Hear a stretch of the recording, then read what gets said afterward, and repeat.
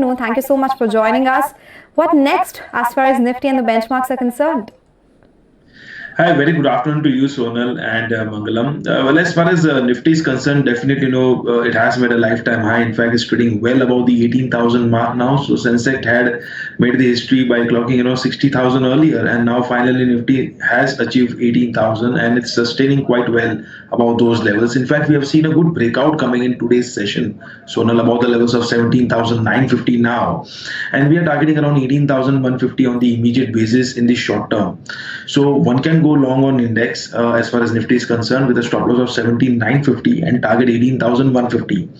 The top gainers today, definitely the top contributors are the banking and financials. I mean, if we see the top four, then it would be HDFC, Kotak, ICICI, and HDFC Bank. I think Bank Nifty has also provided a very nice breakout above the levels of 38,000 and in fact made again a lifetime high and is trading comfortably about 38,300.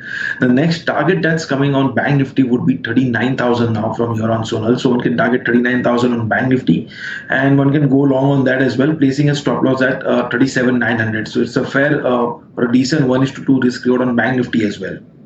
Right, Jay, I'm looking at a couple of stocks and they have their own parabolic moves, the kind of moves that we're seeing in the likes of IEX, which is now up almost, 238% this year. That's not all. We also see a big move come by on IRCTC. Both these stocks, IRCTC is slightly flat today, but this year is up to 40%. And the third one is Tata Elxsi. After this strong rally that we've seen in these stocks in just the last few months, do you think it's likely to continue? What should a person do? Well, Mangalam, definitely, the momentum is absolutely in favor of the bulls out here, and we have seen a sharp up move in these three stocks. I would say that, those who are already holding longs and continue to do so, because at these levels too, Mangalam, I'm seeing, as far as derivative data is concerned, the long build-up happening out here. The prices are moving up with increase in volumes and definitely increase in open interest. So I don't see any short build-up out here. In fact, the stocks are comfortably making higher tops and higher bottom with an increase in volumes. So I would say that one can continue to hold on to their long positions. Definitely, creating fresh long positions here would not offer that risk reward, but riding on to the long positions will definitely, favor or help to gain more from here on, and one can keep trailing their stop losses.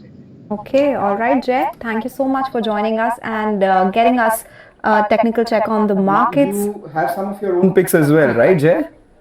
Yeah, sure, Mangalam. I do have it. Yeah. I'll do share them. I have two mid-cap buy recommendations. The first one is on CEAT Limited.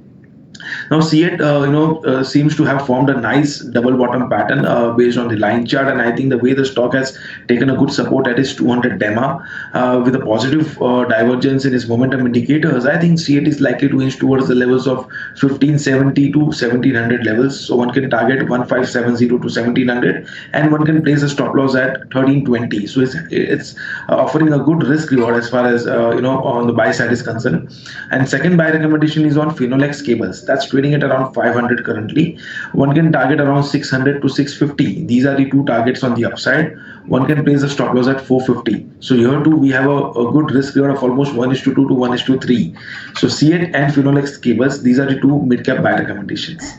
Okay, all right, Jay. Thank you now for all those picks and the technical check on the markets. But that is as far as Jay Thakkar's picks are concerned. Let's move on and talk about mid caps on our radar. Agam is joining us as usual to take